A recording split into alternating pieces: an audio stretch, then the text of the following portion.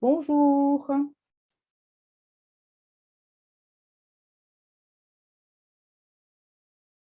Bonjour à tous. Les participants commencent à arriver.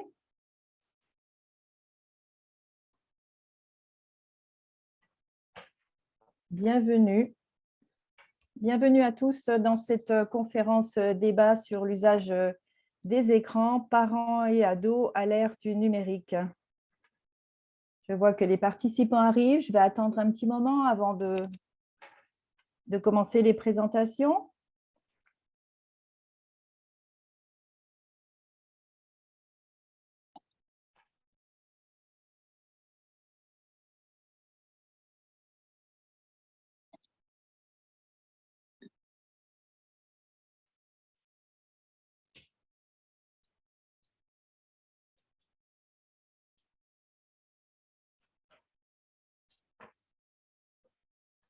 Attendre encore quelques petites minutes.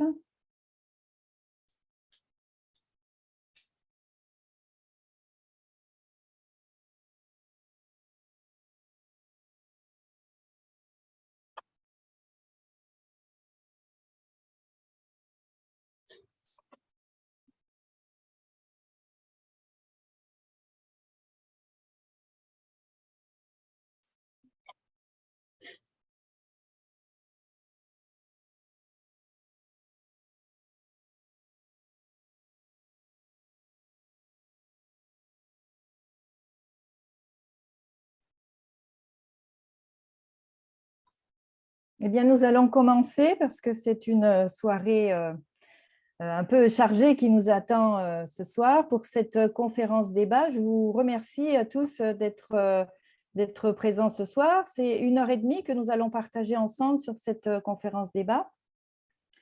Je vais commencer avant tout, avant de vous présenter notre intervenante, Madame Marie Adam-Normand, par vous présenter la mutualité, puisque c'est la mutualité française Bourgogne-Franche-Comté qui, dans le cadre de ces rencontres santé, propose cette webconférence et vous présenter un peu la mutualité pour ceux qui ne la connaîtraient pas.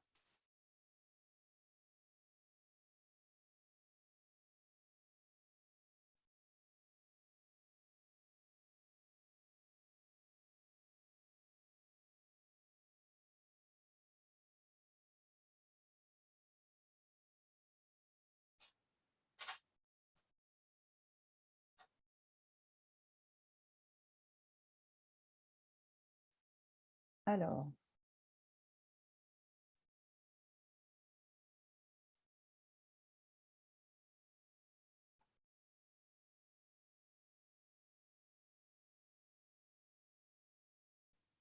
ah, voilà, on y est.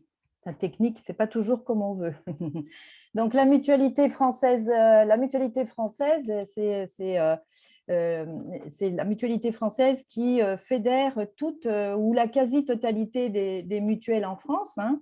Et en Bourgogne-Franche-Comté, elle est le porte-parole des structures mutualistes en toute leur diversité, hein, les mutuelles santé, qui remboursent les dépenses des patients, mais aussi les gestionnaires de plus de 200 services de soins et d'accompagnement tournés vers la petite enfance, les personnes en situation de handicap ou les personnes âgées, des centres dentaires, des centres spécialisés en audition et optique et des services de soins et de soutien à domicile. Donc, la mutualité française Bourgogne-Franche-Comté, comme je le disais, représente la fédération régionale, la fédération nationale en région. Hein.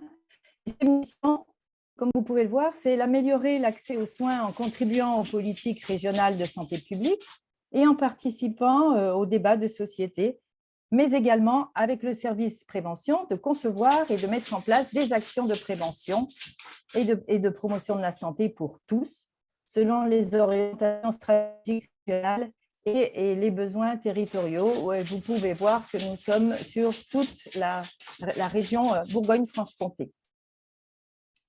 Quelques chiffres clés sur la mutualité française Bourgogne-Franche-Comté. Nous fédérons donc 124 mutuelles adhérentes en Bourgogne-Franche-Comté et protégeons plus de 1 million de bourguignons franc-comtois, soit 48% de la population. Et nous mettons en place plus de 800 actions de prévention et de promotion de la santé par an, avec plus de 12 000 personnes qui participent chaque année à nos actions. Notre engagement pour offrir ces actions de qualité a été reconnu depuis 2017 avec l'obtention de la certification ISO 9001. Voilà. Notre équipe d'experts en prévention et promotion de la santé accompagne les participants tout au long de leur vie dans leur parcours de santé quotidien avec des thématiques sur l'activité physique adaptée, sur l'alimentation, le bucco-dentaire, les aidants, le maintien de l'autonomie, le bien-être et la santé mentale et bien sûr la santé environnement. En ce qui me concerne, je suis votre interlocutrice sur les départements du 25, 70 et 90. Mais notre intervenante de ce soir, ça ne va pas être moi, c'est Madame Marie Adam-Normand qui est coordinatrice du CLEMI. Madame Adam-Normand, je vais vous laisser vous présenter plus en détail et puis nous dire ce que c'est exactement le CLEMI. Donc, je vous laisse en compagnie de Madame Adam-Normand et je vous souhaite une très bonne webconférence.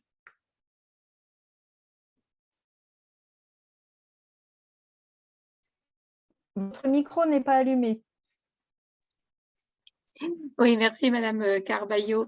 Donc, bonsoir à toutes et à tous. Donc, je suis donc Marie Adam-Normand, référente académique à l'éducation, aux médias et à l'information et coordonnatrice donc du CLEMI, qui est le Centre pour l'éducation, médias et l'information, qui donc fête ses 40 ans donc cette année, donc en 2023. Et en fait, le CLEMI a donc 4 domaines. Donc, le premier domaine, c'est la formation donc, des enseignants, mais aussi des éducateurs.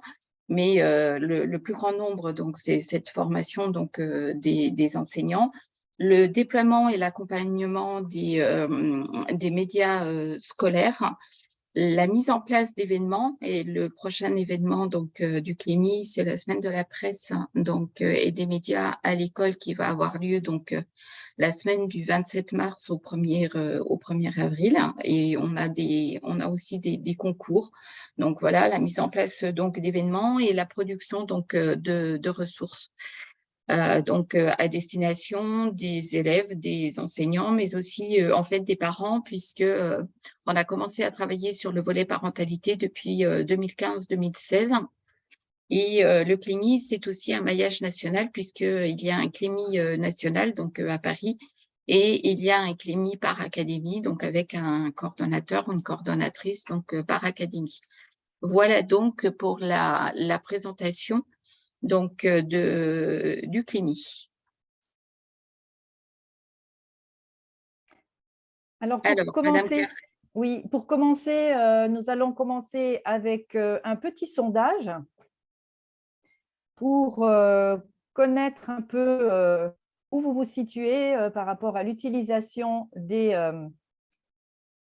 réseaux. Ah ben, je vois que déjà, vous avez déjà répondu. C'est parfait.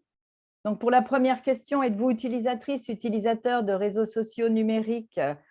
À 82% oui. Marie, est-ce que vous voyez les résultats? Non. Non, je vois pas du tout. Alors, pour la première question, donc, êtes-vous utilisatrice, utilisateur de réseaux sociaux numériques? Les participants ont répondu à 82% que oui. Sur les réseaux, c'est un très bon chiffre. Donc, ce qui veut dire qu'il y a des choses sur lesquels on va vite passer. Oui, voilà. Sur les réseaux, vous êtes utilisatrice, utilisateur passive ou passif, actif ou un peu des deux. Et on a pour passif 42%, actif 17% et un peu des deux 50%. Sur le Oui, donc choix des réseaux, on a la moitié là. oui. Sur le choix des réseaux, alors votre choix des réseaux est-il strictement personnel, strictement professionnel ou personnel et professionnel? Là, on a 57% strictement personnel, strictement professionnel 0%, et les deux, personnel et professionnel, 43%. Beaucoup de D'accord. personnel. Oui, donc beaucoup plus personnel que professionnel. Oui. Parmi les réseaux suivants, quels sont ceux que vous utilisez et maîtrisez?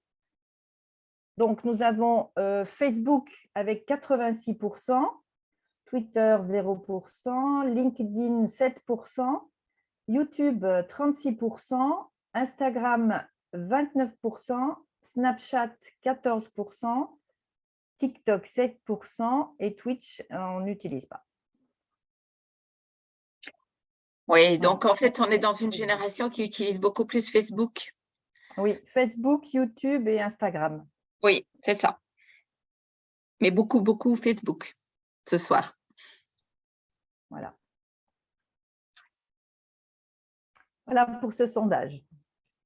Ok, bon bah écoutez, on a déjà au moins des personnes qui utilisent les réseaux sociaux, donc beaucoup plus personnels que professionnels.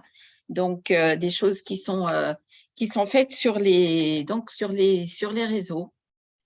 Alors, on va commencer donc cette webconférence donc portant sur parents et ados à l'ère du numérique. Donc là, quelques chiffres pour vous situer donc l'utilisation de ces réseaux sociaux donc en France. Donc là, vous voyez qu'on a 60,92 millions d'internet, d'internautes, donc soit 93% donc de la population. Alors au niveau donc si l'on compare avec 2021, on est à plus 2,4%, ce qui signifierait donc 1,5 million d'internautes supplémentaires, donc entre 2021 et 2022. On a 52,6 millions donc d'utilisateurs sur les réseaux sociaux. Et donc là, on le voit ce soir que vous les utilisez, soit donc 80,3% de la population. Donc, on a une hausse donc de 3 millions d'utilisateurs supplémentaires. Donc voilà pour ces chiffres. Ensuite, donc ici, d'autres chiffres, donc 55h34 de temps passé en ligne par jour, dont donc 3h19, 2h19 pardon, via leur mobile.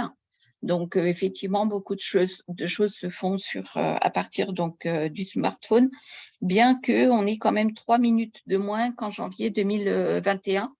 Alors, ce qui explique cette très, très légère baisse, c'est parce que on était beaucoup sur certains écrans comme l'ordinateur, la tablette, hein, alors que viennent maintenant empiéter donc au niveau des écrans, au niveau du temps, donc passer sur les écrans, les objets connectés. Donc du coup, les minutes se répercutent donc sur d'autres objets.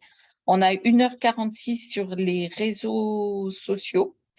Donc, on a quand même 5 minutes de plus donc, par jour donc, l'année dernière. 3h19 à regarder la télé, donc on a moins 8 minutes et on a 1h06 à lire la presse. Alors, la presse papier ou en ligne, c'est un chiffre qui reste stable entre 2021 et 2022. On retrouve 7 minutes de plus à écouter de la musique sur un service de streaming, donc ce qui équivaut à 1 heure, donc ici 1h06. et on a 1 minute de plus à écouter des podcasts. Donc, ce qui signifie à peu près 29-30 minutes. Excusez-moi, Marie, on ne vous voit pas. Non, j'ai coupé la caméra à Ah, cause de la d'accord, bande volontairement. passante. D'accord, Et puis, d'accord, pour d'accord. Pas de souci. pouvoir, ce qui me permet, moi, de mieux voir le D'accord, diaporama. d'accord, d'accord, pas de souci. Donc, je J'ai cru remettrai que la c'était un caméra souci. après. Donc, ici, sur pourquoi utiliser donc le web. Donc, on a 70,5% des Français qui utilisent donc Internet pour s'informer. Donc après, là, on ne rentre pas dans les détails, hein, ils s'informent comment, donc ce n'est pas les propos donc, de ce soir. Après, voilà, s'ils suivent des médias, pourquoi pas, hein, et en tout cas, c'est très bien. Donc voilà, 70,5. On a 60,6% qui recherchent donc comment faire certaines choses. Et là, ben, on a les tutoriels, donc, et c'est pour ça qu'on retrouve YouTube. Donc, au niveau donc, de cette recherche. Et on est pratiquement à égalité, 59,9 et 59,3%. Donc, soit ils l'utilisent pour suivre les actualités et les événements, soit pour rester en contact donc, avec la famille. Et ça va se répercuter justement sur l'utilisation de certains réseaux comme WhatsApp. Donc, ici, donc, on retrouve bah, évidemment Google, Facebook et YouTube, hein, qui restent donc les sites les plus consultés donc, en France. Donc, même si Facebook n'est plus utilisé par nos jeunes, par nos ados, puisqu'ils ont tendance à dire que c'est le réseau social des vieux, il n'empêche qu'ils gardent leur Facebook ouvert avec beaucoup moins de pratiques, mais les comptes Facebook sont toujours présents. Donc, ici, l'utilisation des réseaux sociaux par les internautes français, hein. Donc, vous voyez qu'on est sur des chiffres qui sont quand même assez importants, donc qui reprennent certains chiffres dont je viens de parler. Donc, on pourrait se poser la question donc, de l'utilisation entre les hommes et les femmes. Donc là, ben, il n'y a pas beaucoup de changements, hein, 9,69%, 7,1, 6,8 entre donc l'utilisation selon si on est un homme ou une femme. Et puis, vous voyez que même au niveau des âges, rien ne change. Bon, ben, évidemment, avec quand même les plus actifs, hein, donc les 18-24, les 25-34, et puis les 35-44. Et puis après, ben, ça, donc les chiffres déclinent. J'ai une petite, question de sondage. En Oui. fait, voilà, je voulais savoir, voilà, on va demander aux internautes. Est-ce que vous voyez le sondage?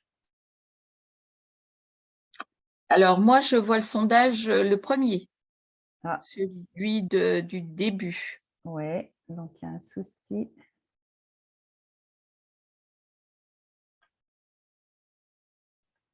Ah, il y a un petit souci. Mais c'est peut-être moi, parce que tout à l'heure, je ne le voyais pas. Donc, Non, mais on avait fait l'essai tout à l'heure et ça marchait. Je ne sais pas pourquoi ça ne marche pas. Alors, voilà, je voulais savoir, je vais demander aux participants comme ça, hein, si je partage une information qui est déjà publiée, je ne suis pas responsable du contenu. Est-ce que c'est vrai ou c'est faux cette affirmation? Vous pouvez répondre sur le fil de discussion.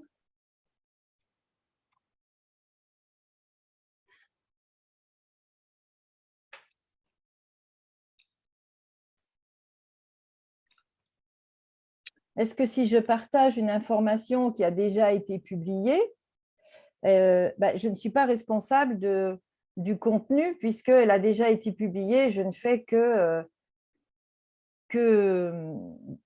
republier, que partager. voilà, c'est ça. Si je partage une information Oui, déjà c'est ça. publiée, je ne suis pas responsable du contenu. Alors, est-ce que Mm. c'est vrai ou est-ce que c'est faux?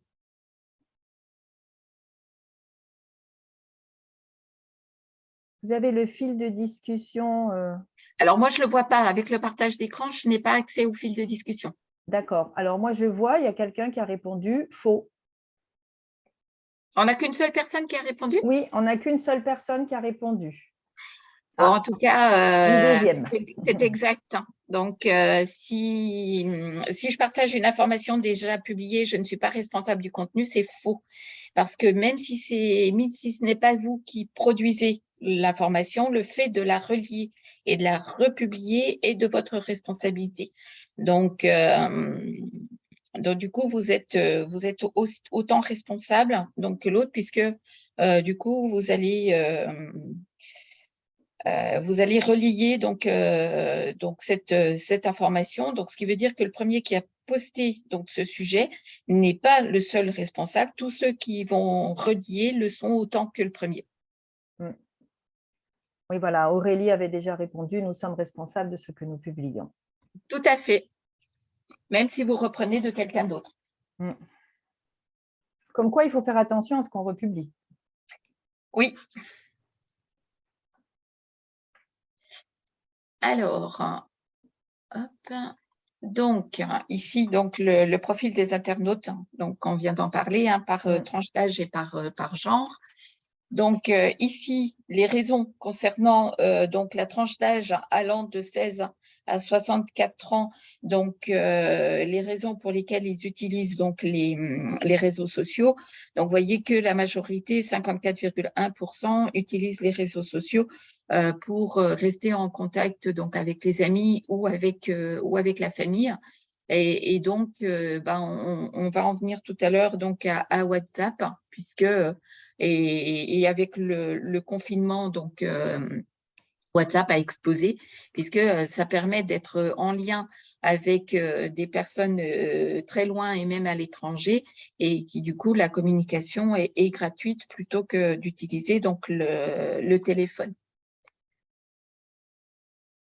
Alors, ensuite, hein, donc les réseaux sociaux les plus utilisés donc en France, hein, donc on a Facebook, Instagram, WhatsApp, donc les 3 principales plateformes de la société Meta, qui arrivent en tête donc du classement, bien quand même qu'on ait une diminution donc de Facebook, hein, et en revanche, alors, j'ai essayé de chercher pourquoi, mais ici, ils ont donc en fait retiré, fait disparaître YouTube.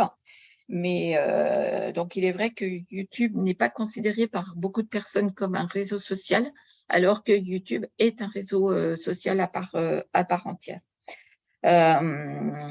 Donc, du coup, on a vu tout à l'heure hein, que vous étiez nombreux à utiliser donc Facebook, hein, ce qui ne veut pas dire qu'il faut mettre les autres de côté, puisque si vous avez des ados, ils utilisent donc Instagram et Snap. Et puis, pourquoi ne pas demander à vos enfants de vous montrer comment fonctionnent donc ces réseaux sociaux et les particularités donc de chacun. Ça peut être un premier échange avec vos ados, le fait de vous intéresser donc à leur réseau. Et puis TikTok qui commence à monter, puisqu'on commence à avoir les générations qui ont utilisé TikTok en fin de primaire, début collège, qui commencent en fait à grandir. Donc voilà. Bon, Twitter, on a vu tout à l'heure, hein, rien de surprenant, puisque Twitter reste quand même le réseau social qu'on utilise le plus au niveau professionnel avec LinkedIn.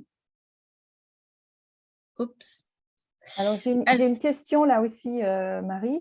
Une Oui, question. Par exemple, si j'en ai assez de mon compte Facebook, j'ai mis trop d'informations personnelles, par exemple, je vais le supprimer et en créer un autre en faisant davantage attention à ce que je vais poster. Est-ce que tout ce qui était sur mon ancien profil sera supprimé? alors je suppose que les participants sont en train d'écrire dans le chat. Vous pouvez donner votre avis, oui, dans l'onglet questions-réponses, comme vous l'avez fait pour l'autre question. Donc, si j'en ai Qu'est-ce que vous assez en de mon pensez? compte Facebook, Oui, donc du fait que j'ai mis trop d'informations personnelles, oui, je vais le supprimer, en créer un autre, en faisant plus attention à ce que je posterai. oui, c'est ça. Est-ce Et que si tout ce tout qui ce que était j'ai sur mis, mon ancien profil sera-t-il supprimé? Alors, d'après vous, c'est vrai ou c'est faux? alors une participante, Aurélie, nous dit, je crois que cela reste. Il y a une seule réponse, c'est ça? Oui, oui. Donc, Ah, effectivement, on a d'autres? Non, tout n'est pas effacé. oui, donc Oui, ça c'est reste. ça. Puisque si les contenus sont partagés, donc ce qui est le cas hein, avec votre famille, avec vos amis, etc., eh Mm. ben, ils ne seront absolument pas supprimés donc, des serveurs de Facebook. Donc, ce qui veut dire que, en fait, même si vous supprimez, de toute façon, vos traces restent. Et c'est bien mentionné dans les conditions générales d'utilisation du réseau social. D'ailleurs, vous n'êtes même plus propriétaire de vos photos. Oui, tout le monde est au clair avec ça, d'après les réponses Eh bien, très bien. qui ont été apportées. Je vous laisse continuer. Alors, au niveau de ces réseaux sociaux, donc en partant donc de ces chiffres, oui, on en était là. Hop. Oui, Donc ici, ce qu'on entend assez souvent aussi, c'est le fait de l'addiction, parce qu'on l'utilise, etc. Et on le voit, hein, on l'a vu par rapport aux heures passées, et on entend de plus en plus donc des gens parler de addiction. Alors, l'addiction au niveau santé, c'est quelque chose dont on ne peut pas se passer et on le consomme par besoin. Donc, et quand on consomme donc cette substance donc par besoin, on finit par consommer davantage pour ne pas être en manque. Donc, en reprenant ce terme donc d'addiction, on va voir ce soir si vraiment on peut parler et dire que nos ados sont addicts, donc en fait, aux réseaux sociaux et voire aux jeux vidéo, donc à ces écrans, puisque, on passe, donc les chiffres sont là, hein, donc le temps passé donc sur ces écrans, est-ce qu'on peut vraiment parler d'addiction comme on l'entend au sens propre donc du terme? Alors, à quoi est-ce que l'on peut être dépendant? Donc, on peut être dépendant à une drogue, donc avec une dépendance, et puis cette dépendance qui va perturber le système nerveux central. Donc ça, c'est dépendant, addict, addiction donc à une drogue et quelque chose qui devient une drogue. Donc, est-ce que vraiment les écrans peuvent devenir une drogue? Donc, on peut être dépendant aussi à un comportement sans substance psychoactive, donc ce qui est donc les substances psychoactives, c'est ce qu'on vient de voir donc avec la drogue, donc dépendant donc aux jeux vidéo, à la pornographie, aux jeux, l'achat compulsif aussi, et puis en fait tous ces réseaux sociaux. Alors, si on se réfère à l'OMS, donc l'Organisme mondial de la santé, ils ne veulent pas utiliser, ils ne souhaitent pas utiliser le mot addiction, puisque en fait, eux parlent plutôt de pratique ou d'usage excessif, donc de l'écran. Et c'est le terme qu'ils emploient. Donc, d'après l'OMS, on ne peut pas utiliser le mot addiction donc aux écrans, puisque en revanche, l'OMS va distinguer le fait de jouer à des jeux vidéo et l'utilisation donc des écrans. Pas de questions-réponses, pas de questions là pour le moment? non, Non? pas de question, non. Donc, voilà, pour que tout le monde suive, en fait, cette réflexion menée par donc l'OMS sur le fait donc du terme donc addiction. En conclusion, donc on verra hein, pour les jeux vidéo plus tard, mais en conclusion, pour qu'un diagnostic puisse être établi, l'OMS précise que ce comportement donc extrême doit avoir des conséquences sur les activités personnelles, les activités familiales, les activités sociales, éducatives, professionnelles. Et en principe, se manifester clairement sur une période d'au moins 12 mois. Donc voilà, à partir de tout ça, donc toutes ces activités-là réunies et le temps au-delà de 12 mois font qu'à partir de là, on va pouvoir commencer à parler donc d'addiction. Donc, ce qui veut dire que si vos enfants jouent pendant 3 heures un samedi après-midi à un jeu vidéo parce qu'ils se sont donné rendez-vous avec des camarades, on ne peut pas parler d'addiction. C'est pas possible. Donc, en se référant donc à l'Académie de médecine et donc à l'OMS. Donc, on est plutôt sur ce qu'on va appeler donc un usage excessif, une pratique excessive, un usage compulsif donc des nouvelles technologies, avec juste la perte de contrôle de son utilisation, une augmentation du temps passé, des intérêts, la nervosité quand ces nouvelles technologies ne sont pas utilisées, hein, puisqu'on a l'impression qu'on est dans le syndrome d'abstinence, et le fait de continuer à utiliser donc ces nouvelles technologies malgré les conséquences donc négatives. Donc, on connaît tous hein, le fait d'avoir oublié son portable ou de chercher son portable partout, ce qui ne fait pas de nous donc en fait des addicts. On parle aussi de justement du fait du smartphone, donc la nomophobie, qui est en fait la peur d'être séparé de son téléphone mobile.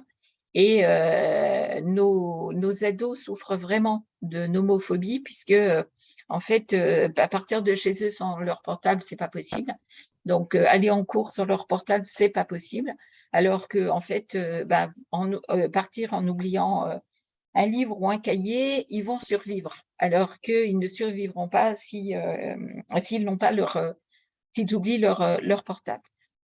Il y a 2 liens que je vous ai mis en dessous. Donc, je vous conseille de lire le petit livre hein, de Michel Serres. En tout cas, si vous ne le connaissez pas, Petite Poussette. Et là, vous allez comprendre tout de suite la relation de l'ado à son smartphone, ou même des adultes hein, à leur smartphone. Et puis, je ne sais pas si vous connaissez le média, donc le journal papier Le 1, qui a donc travaillé sur cette thématique de jamais sans mon smartphone, qui va vous éclairer vraiment sur cette liaison, relation donc du jeune avec son portable. Justement, Marie, moi j'avais une question, voir ce que pensent les participants, mais si mon enfant, par exemple, publie un commentaire désobligeant sur un camarade de classe, est-ce qu'il est possible de l'effacer à tout moment ou de l'effacer tout de suite, même s'il a été publié? Alors, la question, on la pose, est-ce vrai ou est-ce faux? Donc, si mon enfant publie un commentaire désobligeant sur un camarade de classe, donc c'est pas grave, il peut l'effacer à tout moment. C'est ça.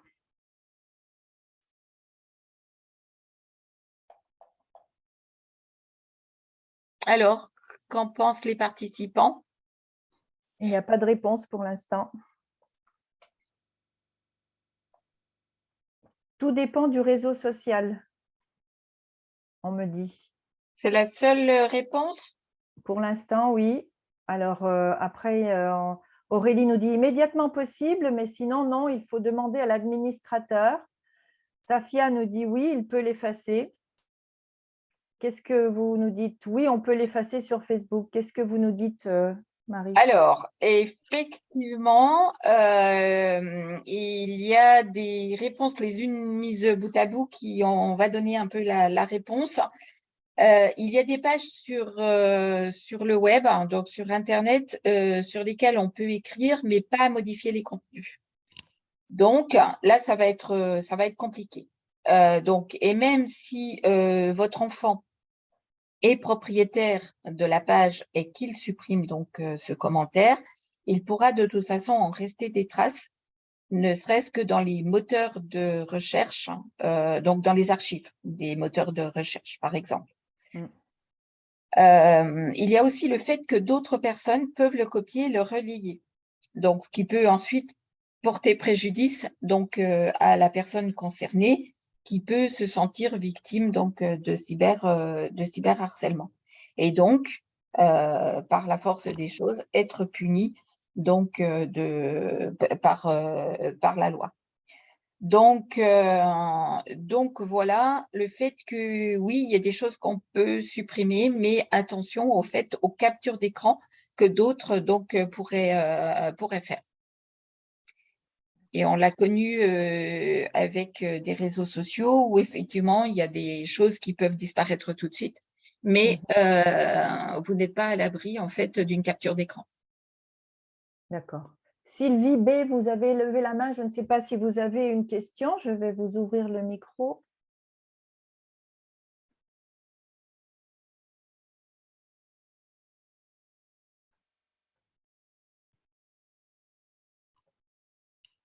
Non, vous n'avez pas de question?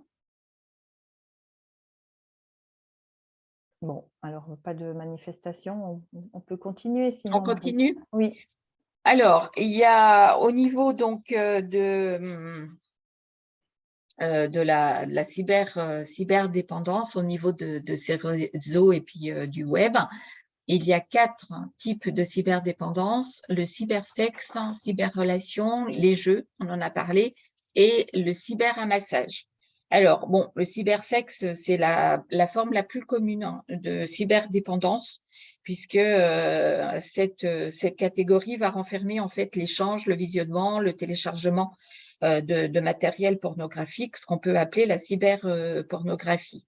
Et l'individu donc cyberdépendant, donc cybersexe, va rechercher donc des partenaires sexuels en ligne ou de la pornographie.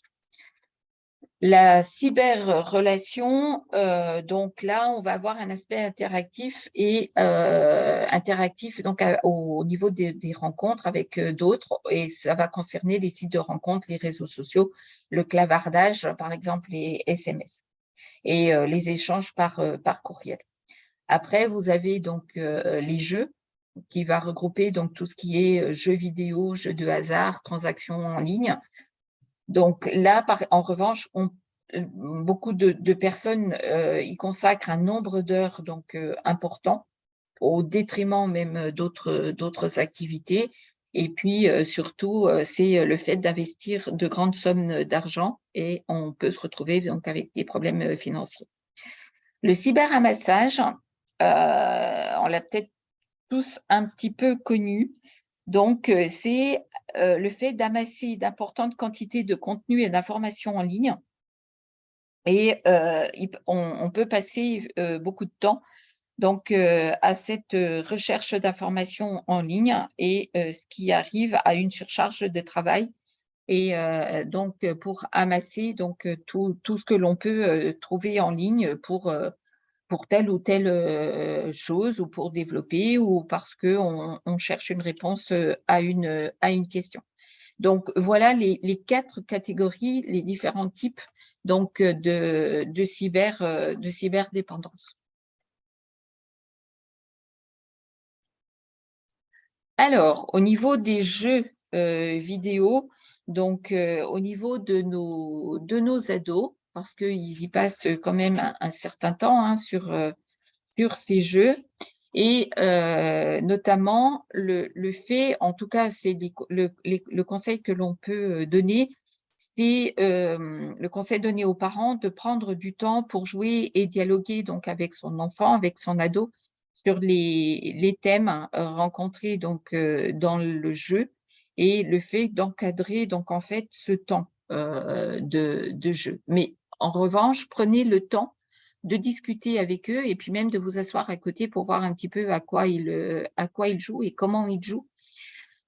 Puisque autant les jeux, ce qu'on appelle les jeux de plateau, c'était souvent les grands-parents ou les parents qui expliquaient donc aux enfants. Là, on est donc dans une éducation qui est un petit peu inversée. On a différents types donc de joueurs. On a bon, bah, les abstinents, ceux qui ne jouent pas du tout. Les joueurs occasionnels, donc bon, ceux-là, ils vont avoir un intérêt, mais ils vont avoir un temps limité donc aux jeux vidéo et ne se considèrent pas vraiment comme des joueurs. On a les joueurs abondants ou gourmands, donc ils vont avoir un intérêt beaucoup plus marqué que les joueurs occasionnels, mais ceux-là, ils peuvent s'arrêter de jouer facilement donc, et rester sans jouer pendant un long moment. Après, on a les joueurs excessifs ou addicts. Bon, ceux-là, ils vont être accros, hein.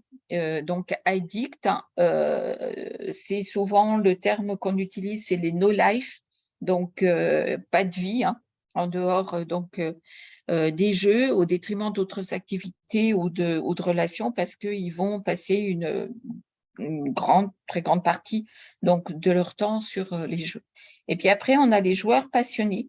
Alors, ceux-là, ils passent énormément de temps sur les jeux vidéo, mais ils possèdent une grande connaissance donc, de ce monde. Ils vont chercher la compétition, ils vont prendre plaisir à jouer et à explorer toutes les possibilités donc, d'un jeu. Et cela, c'est des no-life, on va passer donc en fait au geek. Donc voilà pour les 4 types donc, de joueurs. Cela étant dit, nous avons des enfants qui, à un certain moment, sont un petit peu ce qu'on va appeler des no-life, mais qui vont pouvoir arrêter sans problème parce que ben, ils vont découvrir d'autres activités à l'extérieur ou des rencontres avec les amis, des sorties avec les amis. Donc, ce n'est pas parce qu'à un certain moment, ils ont été des no-life qu'ils vont rester des no-life tout le temps. Alors, au niveau des jeux, donc, vous avez donc ici ce qu'on va appeler donc des classifications ou des normes PEGI. Donc, PEGI, PEGI, qui est le Pan-European Game Information, donc qui est le système d'évaluation européen des jeux vidéo fondé pour aider les consommateurs européens à s'informer de chaque type de jeu vidéo. Donc, on a 3, 7, 12, 16 et 18 qui correspondent donc en fait à des âges. Cette signalétique PEGI renseigne donc sur l'âge recommandé et la présence éventuelle donc, de contenus sensibles. Et ça n'indique en aucun cas la difficulté donc, du jeu. Et on a donc les descripteurs donc, de contenu, donc les contenus donc, qui, eux, donc voilà ce que vous avez donc à l'écran, qui est en fait des pictogrammes qui correspondent en fait à, on va dire, des thématiques, donc violence, drogue, peur, nudité, langage grossier, discrimination, donc les jeux, et puis donc le fait d'être joué aussi en ligne. Donc au-delà des âges, c'est faire attention en fait à ces descripteurs de contenu, puisque le jeu va comporter, bon, par exemple, si on prend drogue, le jeu va se référer à, ou en tout cas va décrire la consommation de drogue illégale, mais ça peut être aussi l'alcool ou le tabac. Donc, généralement, quand on a ce pictogramme, on est plutôt donc, sur des jeux classés PEGI 16 ou PEGI 18. Voilà pour ça. Par exemple, langage, le jeu va contenir un langage grossier. Donc là, on est plutôt sur des descripteurs qui peuvent apparaître sur des jeux PEGI 12, PEGI 16, si on a vraiment un langage grossier à caractère sexuel ou blasphème, ou PEGI 18. Donc, voilà pour ça. Donc, ces pictogrammes sont sur toutes les boîtes avec, Oui, à côté du PEGI indiquant l'âge. oui, tout à fait. Alors, il peut y avoir qu'un seul pictogramme ou plusieurs pictogrammes. Plusieurs. Mm. Donc, faire attention à ces pictogrammes, puisque s'ils sont là, c'est pas, voilà, c'est pas anodin. Donc, et si on les a fait apparaître justement sur les boîtes des jeux vidéo, c'est pour justement sensibiliser donc au fait, au contenu auquel peut être confronté donc l'enfant. Oui. Marie, on a une question de Safia qui nous demande comment peut-on aider un ado accro aux jeux vidéo qui se retrouve coupé du monde extérieur et en difficulté scolaire à cause de cela? Eh ben, je vais y répondre tout de suite, hein, même si Mm. voilà, il y a une slide qui porte là-dessus. C'est le fait déjà de discuter avec lui, de se mettre à côté de lui, de savoir en fait pourquoi est-ce que il se coupe justement du monde et qu'il rentre donc dans ce jeu. Donc là, on est vraiment dans le no life. Et peut-être essayer de trouver aussi des activités qui pourraient l'intéresser en dehors donc de la maison. Et essayer d'avoir instaurer un dialogue avec ce jeune. Et surtout aussi se demander en fait pourquoi est-ce qu'il se renferme comme ça et pourquoi il ne montre qu'un intérêt pour le jeu. Ça peut éventuellement cacher autre chose. Alors, est-ce que j'ai répondu clairement ou pas? Oui, très bien, merci. Merci beaucoup.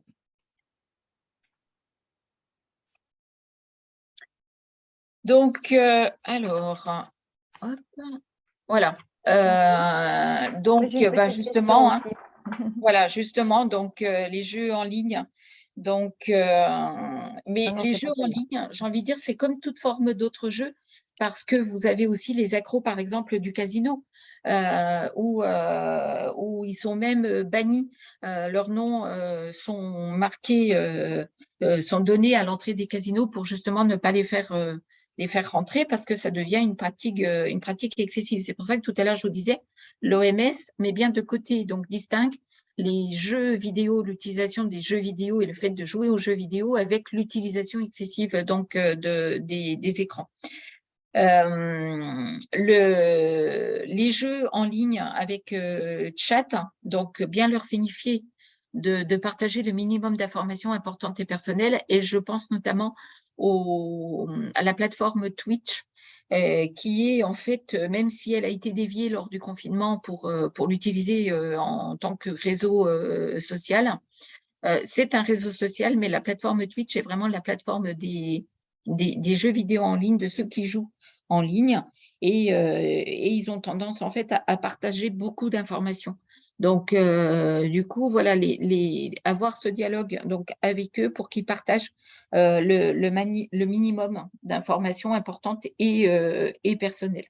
Puisque, en fait, le souci qui se passe sur ces jeux en ligne avec chat et notamment la plateforme Twitch, c'est qu'il n'y a pas de modérateur.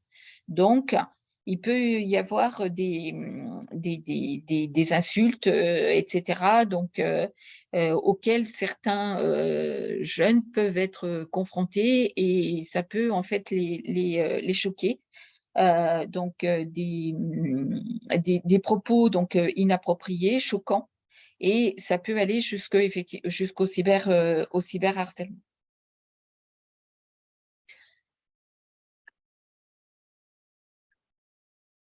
Alors, les achats en ligne,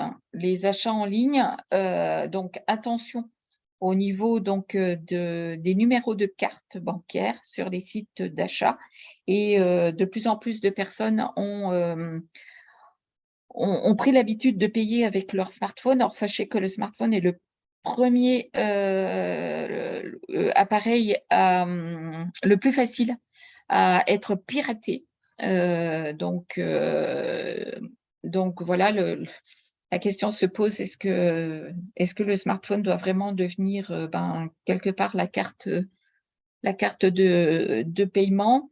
Les sites qui commencent par HTTPS, oui. Donc, effectivement, ça garantit la sécurité bancaire. Mais alors, attention au niveau donc, de ces sites, parce que si l'on prend par exemple le site d'Amazon, qui est un site étranger, non pas français, par défaut, votre carte bancaire est enregistrée. Donc, si vous ne scrollez pas la page et que vous ne décochez pas le fait que vous ne vous souhaitez pas que la carte soit enregistrée, votre carte est enregistrée par défaut. Donc, faire bien attention donc, en fait, à ça. Et puis, en revenant, puisque là, je pense à un exemple, en revenant sur justement le smartphone qui sert de carte bancaire, je ne sais pas si vous avez vu passer dans les infos, cet enfant de 6 ans qui, en fait, a demandé le smartphone à son père pour jouer et qui a acheté pour 900 € de nourriture avec le smartphone de son père. Il n'aurait jamais pu le faire si en fait, tout n'était pas enregistré dans le smartphone. C'est sûr, c'est sûr. Justement, moi, j'ai une question sur les smartphones. Sur mon smartphone, je peux installer des applications, je peux installer un tas d'applications pour tout et pour rien, et qui sont gratuites. Est-ce que ça m'engage à quelque chose ou ça m'engage à rien parce que c'est gratuit? Je ne sais pas ce que pensent les participants. Je répète la question, hein. Sur mon smartphone, hein, je peux installer un tas d'applications gratuites parce que ça ne m'engage à rien puisque c'est gratuit. Qu'en pensez-vous? Alors, c'est vrai ou c'est faux?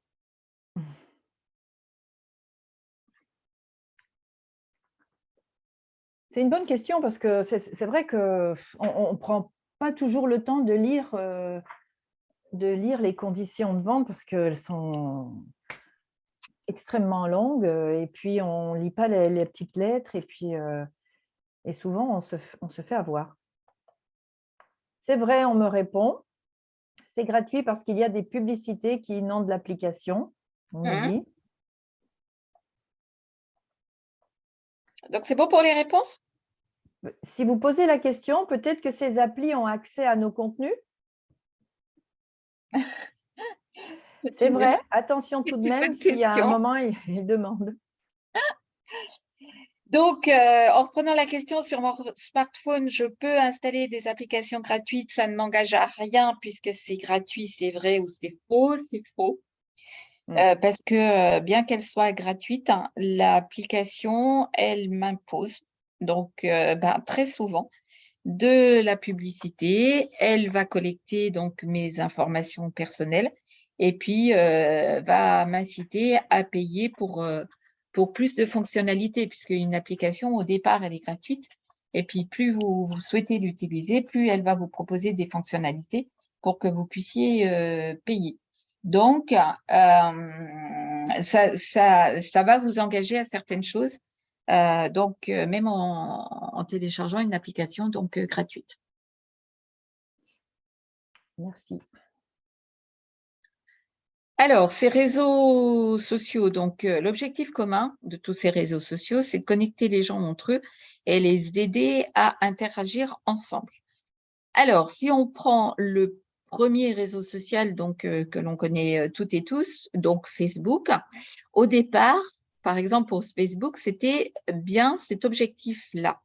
Et puis, au fur et à mesure, donc, Mark Zuckerberg s'est rendu compte que toutes les données que l'on rentrait donc, sur le réseau social, eh ben, il a compris que petit à petit, ces données personnelles pouvaient donc se monnayer.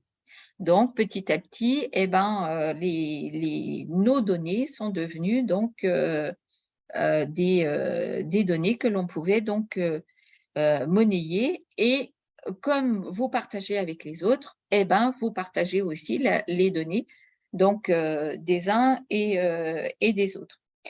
Le fait de relier donc, ces personnes-là, donc, on connaissait déjà ce réseau social, puisque là, on va commencer à distinguer le réseau social numérique et le réseau social, puisqu'on a tous autour de nous des amis, de la famille, etc. Et c'est ce que, je ne sais pas si vous avez entendu parler de la théorie du petit monde de 2000 grammes, qui fait que ben, autour de nous, au-delà de 5 relations, et ben, forcément, on va connaître une relation via quelqu'un d'autre. Donc, le premier à utiliser cette notion donc, de réseau social, c'est l'anthropologue britannique Barnes, qui a publié donc, en 1954 dans son livre intitulé Human Relations, un article qui va du coup devenir un classique et avoir une certaine influence, une grande influence, puisque l'objectif de Barnes dans cet écrit est de rendre compte de l'organisation sociale d'une petite communauté à travers l'ensemble donc des relations que ses membres entretiennent les uns avec les autres, donc au sein donc de cette communauté. Il est donc considéré donc comme le premier à avoir utilisé la notion donc de réseau social et à avoir introduit donc cette notion dans ce que l'on va appeler le domaine des sciences sociales. Donc, vous voyez que en fait, le terme de réseau social n'est pas nouveau, puisque on remonte déjà à 1950, à 1954 avec les écrits donc de Barnes. Alors, question, au niveau donc de ces réseaux sociaux, puisque on parle quand même des ados, hein. Est-ce que ces réseaux sociaux sont interdits au moins de 10 ans, au moins de 13 ans, au moins de 16 ans ou au moins de 18 ans?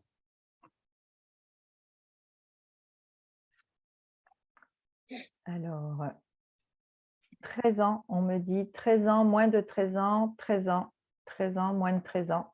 Oui, donc c'est 16 effectivement, aussi. c'est ce qu'on entend. Les réseaux sociaux sont interdits au moins de 13 ans. Alors, 13 ans, ne pas oublier que en fait, les réseaux sociaux sont pratiquement tous, donc étrangers, notamment américains. Donc, ils sont tous hébergés, donc, oh, ça y est, j'ai un trou, excusez-moi, sur l'État de Californie, qui est l'État le plus le plus liberticide donc, au niveau des lois. Et donc, on retrouve effectivement cette loi donc, qui interdit donc, les réseaux sociaux, interdit au moins de 13 ans. On est sur une loi américaine qui est relative donc, à la protection de la vie privée des enfants en ligne, qui, en fait, cette loi américaine interdit de collecter les données personnelles avant cet âge-là. En France, la loi n'est pas la même, puisque la loi RGPD, donc Règlement général sur la protection des données, impose une autorisation parentale pour ouvrir un compte entre 13 et 15 ans. Alors, tout simplement, pourquoi? Parce que la majorité donc, numérique en France est fixée à 15 ans.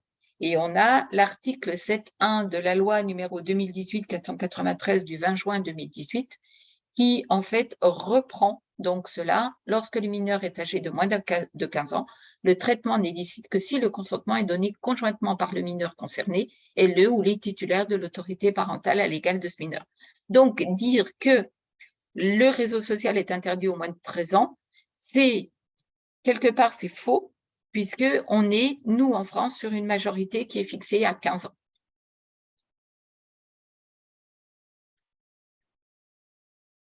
Les risques.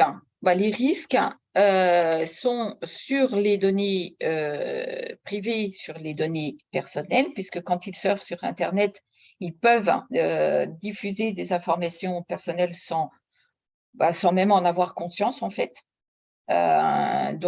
Puisqu'on leur demande, ils rentrent leurs données, ils peuvent être victimes d'usurpation d'identité, puisque plus ils mettront de données, plus ce sera facile. Le risque aussi, c'est ce qu'on appelle l'identité numérique, la e-réputation.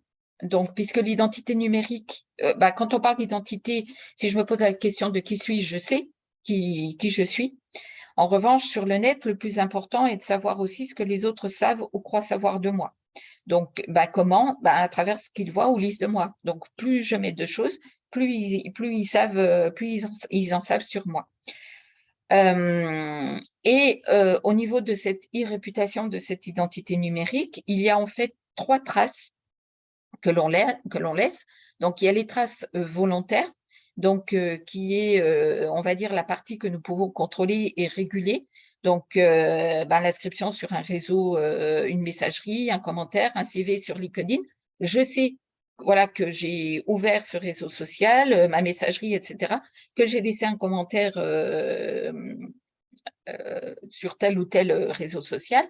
Donc, ça, c'est ce que l'on va appeler les traces volontaires. Vous savez ce que vous avez fait. Les traces involontaires, c'est toute la navigation que vous faites sur le web et notamment l'adresse IP et puis les cookies. Donc, ça va dresser un profil de l'utilisateur, donc votre profil selon les recherches que vous allez faire, et c'est ce qui va permettre de personnaliser votre navigation sur le web et puis d'avoir des publicités personnalisées. Faites le test avec eux, dites-leur de chercher une publicité par exemple, non, ils cherchent par exemple les dernières baskets à la mode et qui regardent pendant 15 jours qu'ils vont être abreuvés en fait de publicité, de baskets et de la marque qu'ils auront cherchée. Mais ça, c'est des traces involontaires. Et puis, vous avez les traces subies. C'est en fait tout ce que l'on va publier sur vous, mais dont vous n'êtes absolument pas au courant. Donc, une photo prise lors d'une sortie, lors d'une soirée, votre ado n'a pas donné l'autorisation et la photo se retrouve sur les réseaux sociaux. Donc, ça, c'est ce qu'on appelle en fait les traces subies parce que n'importe qui peut poster n'importe quoi. Bon, le cyberharcèlement, donc là, je ne vais pas rentrer dedans puisque je pense que tout le monde sait de quoi l'on parle. Alors, l'estime de soi, le risque, c'est qu'effectivement, il y a cette estime de soi puisque on peut aller jusqu'à et c'est là qu'il y a un risque, c'est le fait de se construire une nouvelle vie, une nouvelle personnalité et puis la frontière entre réalité et virtuel qui ne va plus être là. Mais cette recherche aussi on a des ados qui cherchent en fait la valorisation et l'estime de soi. Et puis, le risque, c'est de tomber sur n'importe quelle information et de croire tout ce qui est dit. Voilà, et c'est ce qu'on appelle plus communément donc les infox ou les fake news, les théories du complot. Alors, un petit focus sur la santé. Donc, là, on l'a vu, isolement social, oui et non, parce que les écrans peuvent nous couper donc du monde extérieur et mettre une distance donc en fait entre les personnes. Donc, couper du monde extérieur parce que ça n'entraîne pas toujours une discussion. Ou alors, on l'a vu, je vous l'ai dit tout à l'heure avec Twitch, par exemple, une discussion houleuse où l'on peut se prendre à l'autre ou recevoir des insultes.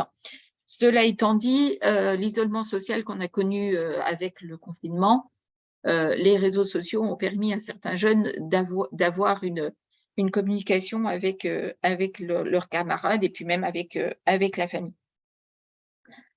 Sans oublier en fait que les réseaux sociaux, ou en tout cas au niveau de certains jeux, ça peut permettre aussi de passer un bon moment tous ensemble avec, ou si tout se passe bien, bien évidemment, avec les jeux en équipe, les jeux à plusieurs. Marie, je suis désolée, je suis le maître du temps et je dois vous prévenir, il nous reste 25 minutes. Eh ben, on va aller très vite. Voilà, le sommeil, hein, dont on parle aussi. Donc, s'éloigner des écrans donc 2 heures avant de se coucher, donc les éviter. L'utiliser les filtres anti-lumière bleue ou les lunettes, hein, parce que ça joue sur le fait de rester éveillé. Donc, respecter une distance de plusieurs mètres, mais ça, on l'a déjà connu avec la télé, hein. Et puis, éviter les écrans dans la chambre à coucher, c'est surtout que ça ne leur serve pas de réveil, puisque du coup, le fait de les garder, ils peuvent recevoir des notifications et être réveillés pendant leur sommeil. Donc là, c'est prendre l'habitude donc de trouver un endroit dans la maison où tout le monde pose son smartphone donc avant d'aller se coucher ou même après le repas, plus d'écran pour justement conserver un sommeil donc de qualité. Donc là, on revient à ce que je disais, hein, la gestion du temps. Faire attention parce qu'on s'est tous déjà fait prendre en utilisant donc le web, faire des recherches sur Internet, etc., où en fait on a l'impression que ça fait un quart d'heure et puis finalement ça fait plus d'une heure qu'on y est. Il y a le fait aussi de quelque chose d'illimité, d'immédiateté, hein, cet espace-temps. Donc, les habituer à mettre des repères. Et puis, la disponibilité, puisque ils ont l'impression qu'il faut qu'ils soient donc actifs 7 jours sur 7, 24 heures sur 24, et que du coup, plus de coupure entre le jour et la nuit, et qu'ils ont cette peur de passer toujours à côté de quelque chose. Donc, le numérique, ça nous apporte aussi des bonnes choses, hein, parce que sur les fonctions cognitives avec justement l'attention ou la stratégie, la planification de certaines tâches, multitâches, etc. Donc, voilà, sur les fonctions cognitives, pardon. Ça nous apporte aussi des valeurs, puisque il y a aussi le fait de collaborer, de partager, de communiquer, de s'ouvrir à la culture, les apprentissages, et puis sans oublier qu'il y a aussi le point positif de la créativité, donc les espaces d'échange, de création, et puis le fait de pouvoir communiquer à l'autre bout du monde. Hop. Alors, donc, au niveau de l'accompagnement de nos jeunes, c'est surtout donc voir avec eux pour, pour respecter donc l'âge minimum, hein. Donc, attention à ce qu'ils n'ouvrent pas et ne se créent pas un réseau social alors qu'ils n'en ont encore pas l'âge. Donc instaurer un dialogue avec ses enfants, ça je le répéterai plusieurs fois parce qu'il y a rien de mieux, que continuer à avoir ce dialogue donc avec ses ados. Leur apprendre, hein, donc à identifier donc le type d'informations sur, lesquelles, ils tombent. Donc, d'où est-ce que ça vient? Qui me donne l'information? Donc, l'identifiant et le mot de passe, vous avez donc pour éviter de se faire pirater, vous avez à la fin du diaporama des ressources et notamment de la CNIL ou de cybermalveillance qui vous indique comment choisir un bon mot de passe, ou alors la CNIL qui parle des conseils donc pour un bon mot de passe. Et puis, donc inciter les enfants à être prudents avec le numérique et surtout donc avec les réseaux sociaux. Donc, les habituer à mettre par exemple le profil en mode privé, ne pas créer de blog personnel ou trop personnel. Et puis, si besoin, installez-vous le contrôle parental donc sur les nouveaux contacts. Donc, bien les accompagner, c'est du coup, c'est aussi… Ah, pardon, attendez, je pense à une chose. Au niveau d'inciter vos enfants à être prudents sur le numérique et puis savoir un petit peu ce qu'ils y laissent, je vous conseille aussi, vous, de temps en temps, de faire des recherches sur le web. Donc, en googlisant le prénom et le nom de votre enfant, et puis en le mettant entre guillemets, donc, ce qui va focaliser davantage le fait d'ouvrir les guillemets et mettre le prénom et le nom de votre enfant, et vous verrez quelle trace de lui se trouve sur le web. Ou alors, vous avez la plateforme WebMe, donc WEBMII, qui vous permet en fait du coup d'avoir accès même en tout cas, si le réseau social est ouvert, d'avoir donc ces traces et de savoir quels sont les réseaux sociaux qu'il a ouverts. Alors, la deuxième partie, donc, persuader vos enfants de ne pas accepter donc, de rendez-vous pris sur le web d'une personne qu'il ne connaît pas, sans vous en parler, puisque en leur expliquant qu'il y a des personnes mal intentionnées qui peuvent très bien donner un âge qui ne lui correspond pas. Donc, et que du coup, toute information laissée sur le web devient publique. Donc, définir avec lui les règles d'utilisation avec des horaires adaptés à chaque âge.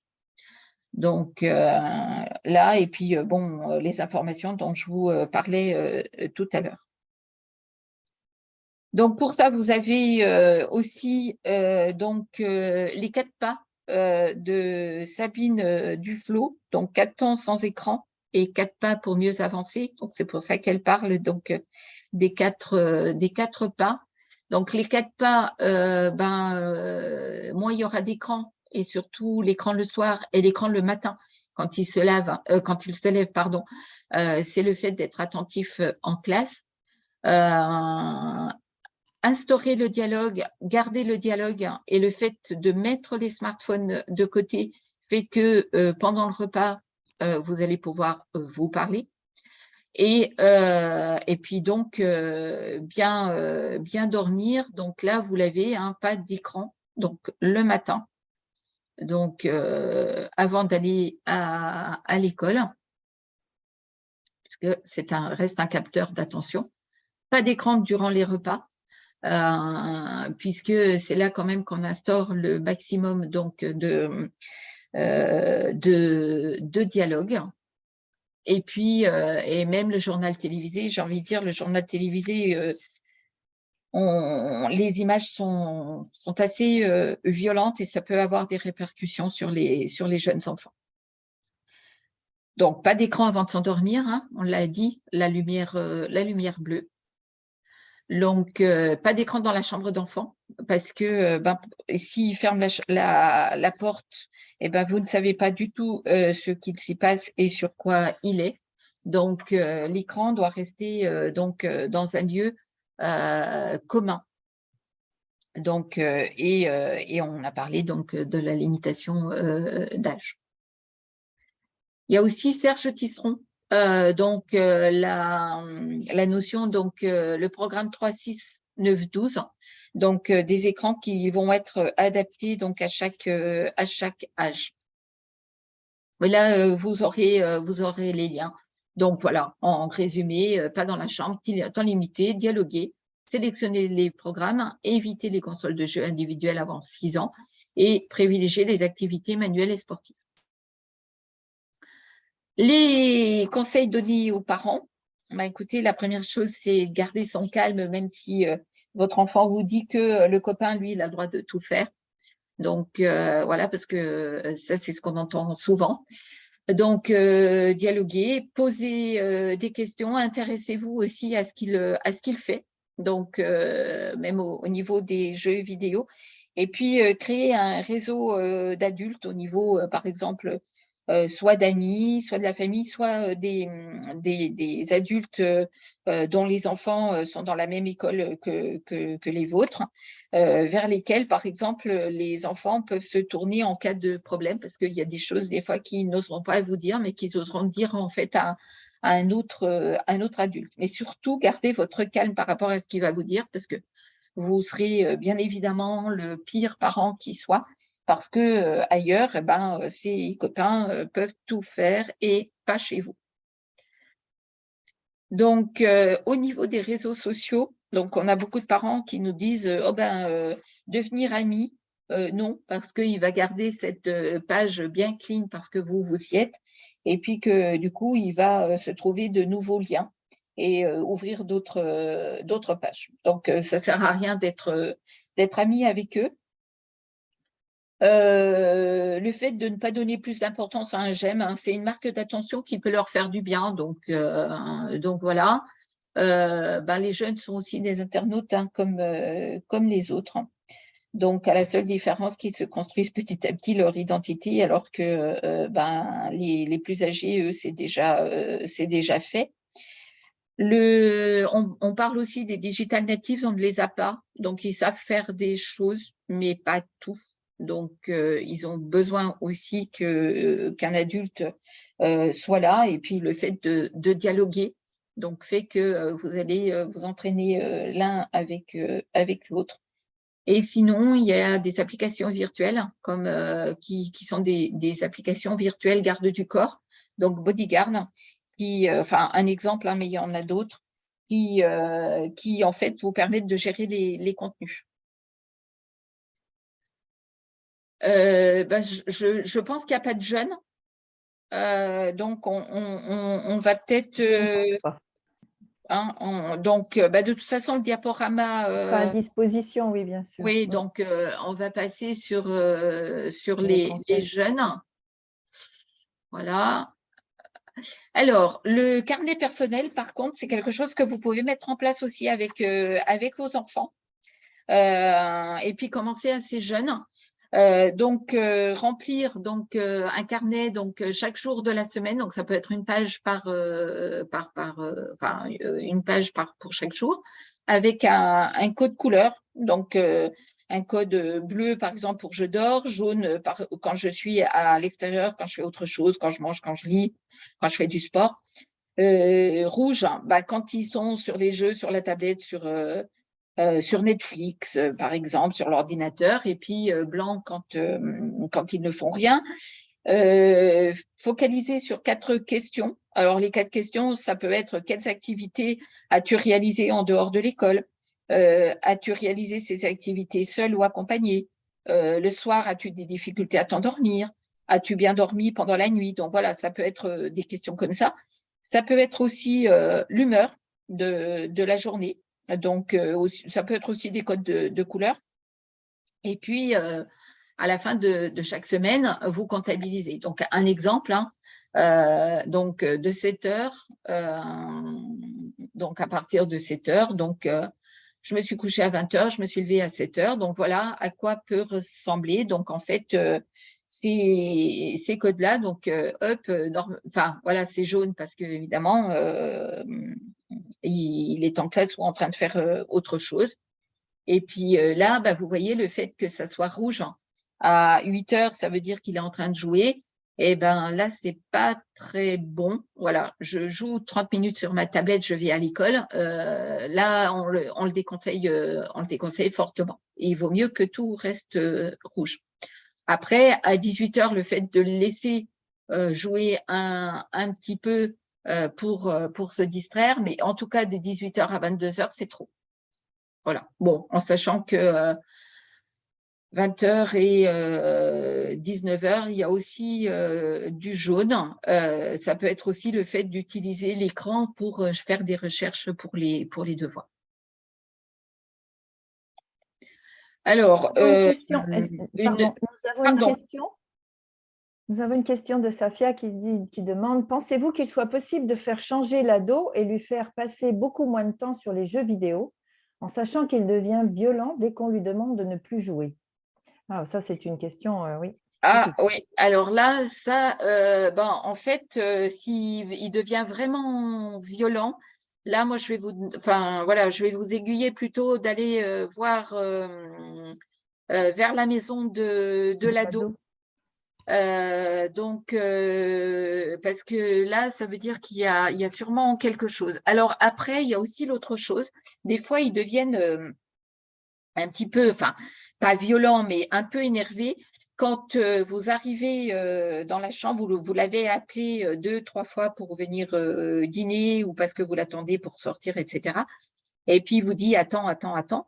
Et du coup, voilà, vous vous énervez à votre tour et vous ouvrez la porte de la chambre et puis vous débranchez.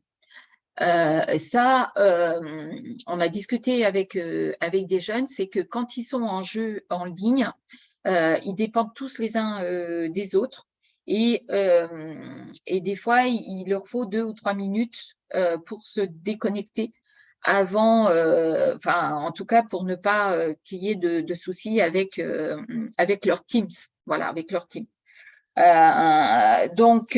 Du coup, voilà, à voir avec eux si, voilà, s'ils sont en train de terminer ou si, en revanche, du coup, peu leur importe ce que vous êtes en train de dire et ils continuent quand même. Parce qu'on a des jeunes qui, des fois, voilà, sont prêts à couper, sauf qu'ils sont dépendants, donc, en fait, de leur équipe et ils ne peuvent pas couper n'importe quand, n'importe comment. En revanche, là, si ça devient vraiment de la violence, et voilà, tournez-vous vers la maison de l'ado parce que là, vous avez besoin en fait d'autres aides et de voir si, oui, s'il n'y a pas autre chose en fait derrière. Donc, savoir comment ça se passe à l'école, déjà, au niveau des résultats scolaires, au niveau des amis qu'il voit à l'extérieur. Donc, ça doit rentrer en ligne de compte. Donc, est-ce que j'ai répondu à votre question?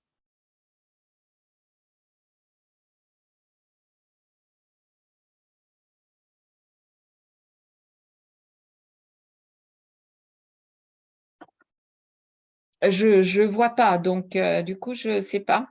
Oui, la participante répond que oui, qu'effectivement, c'est une catastrophe, et même à l'école, voilà, ça ne va pas. Donc, elle dit oui, merci beaucoup. Oui, là, il doit y avoir d'autres pistes à creuser. Mm. Bon, là, Il nous donc reste très voilà peu de temps, Marie, pour… oui, alors pour voilà, les codes de couleurs. Et puis, on arrive aux ressources. Donc, voilà, et vous avez donc en fait la ressource du CLEMI qui là, justement, vous allez trouver dans ce guide pratique de la famille tout écran et puis des séries à regarder en famille. Des petites pistes qui vont vous aiguiller, vous aider. Et puis, les petites séries, en fait, c'est justement des petits épisodes et des petites scènes jouées entre ados et parents. Et puis, par rapport au dialogue, etc., vous allez sûrement les uns et les autres vous retrouver, ou les unes et les autres vous retrouver dans des petites situations. En revanche, avant de vous envoyer le diaporama, il faudra qu'on change e-enfance. Je me suis trompée de numéro, c'est le 3018 e-enfance. Et puis, vous aurez aussi donc une publication gênante sur les réseaux sociaux signalée pour supprimer. Donc, vous avez un lien qui vous permet de faire ça. Donc, moi, ce que j'appelle la boîte à outils. Télécharger tout ce que vous avez publié en un clic. Donc, ça, vous pouvez le faire aussi. Et puis, le droit à l'effacement, supprimer vos données en ligne. Vous avez aussi donc un lien qui va vous permettre donc de supprimer. Donc, est-ce qu'il y a d'autres questions? Puisqu'on arrive à la fin. Alors, Je suis désolée si parfois j'ai été un peu vite. non, il n'y a pas de… Apparemment, il n'y a pas de questions. En tout cas, si vous avez des questions qui vous reviennent. Vous avez mon mail, donc coordination.clémy-fc@besançon.fr. Et puis, vous avez aussi le compte Twitter donc, de Clémy Besançon.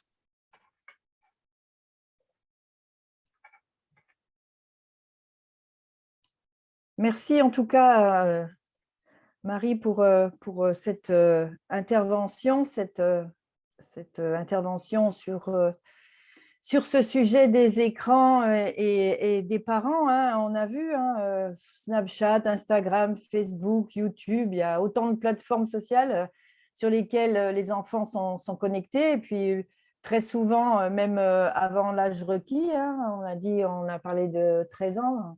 On a parlé de 13 ans et vous nous avez bien fait comprendre que la question de la parentalité, hein, l'accompagnement des enfants est crucial dans le cadre de cette action d'éducation auprès des jeunes. Hein, et c'est important afin que ces adolescents puissent utiliser de manière réfléchie On tous a de ces plus en outils plus d'enfants qui numériques. nous disent avoir créé des comptes sur des réseaux sociaux en primaire. Eh oui, oui, oui. CM1, CM2. Tout simplement parce que, en fait, on achète des smartphones à des enfants et on oublie qu'en fait, il y a un accès à Internet et que du coup, ils font beaucoup de choses avec leur smartphone. Donc, la question, en fait, au niveau parentalité, c'est est-ce que vraiment mon enfant a besoin, en fait, d'un smartphone quand il va à l'école et au collège? En sachant que s'il arrive quelque chose, de toute façon, les établissements scolaires peuvent vous contacter. Ben oui, tout à fait. Et même si le smartphone de votre enfant n'est pas connecté à Internet, n'oubliez pas que le partage de connexion se fait beaucoup et que eux, ils partagent, chose que les adultes ne font pas. Donc, ils peuvent avoir une connexion Internet d'un copain ou d'une copine sans problème. Et l'autre point aussi, c'est que, en fait, si on veut que notre enfant, notre ado, suive certaines règles, il faut que les parents donnent l'exemple. Voilà. La Et c'est pour ça que je parentalité, disais tout à l'accompagnement l'heure, des trouver un parents, endroit où effectivement. tout le monde pose son smartphone. Donc, on éteint le smartphone et on met le smartphone à tel endroit avant le repas. Personne ne le prend après le repas. Donc, en fait, il faut donner l'exemple. Merci beaucoup, Marie, pour Merci cette à vous. intervention. J'ai un dernier petit sondage, puisque voilà, votre avis nous intéresse et voilà, je vois que vous avez déjà commencé à participer. Je vous remercie beaucoup de nous donner votre avis pour que nous puissions continuer à vous proposer des interventions qui vous intéressent, des interventions qui peuvent répondre aux problèmes d'actualité ou répondre à vos questionnements. En tout cas, Voilà. merci à toutes et à tous d'avoir suivi cette webconférence. Voilà. Je rappelle, si des personnes n'ont pas pu se connecter, que le replay sera disponible après-demain. Le replay sera disponible dès demain. Et si des personnes souhaitent avoir le diaporama, ils n'ont qu'à nous le faire savoir. Il y a vos coordonnées, il y aura les miennes aussi. Donc, il n'y aura pas de souci. En tout cas, merci à tous. Merci à tous pour être restés jusqu'à la fin de cette intervention. J'espère qu'elle vous aura intéressé. J'espère que vous aurez trouvé des réponses peut-être à des questions que vous vous posiez. Et j'espère vous retrouver une prochaine fois sur une autre thématique. Merci à tous. Merci encore, Marie Adam Normand, pour votre intervention. Merci à vous, merci à toutes et à Merci. tous et je vous souhaite une bonne soirée. Bonne Au soirée revoir. à tous.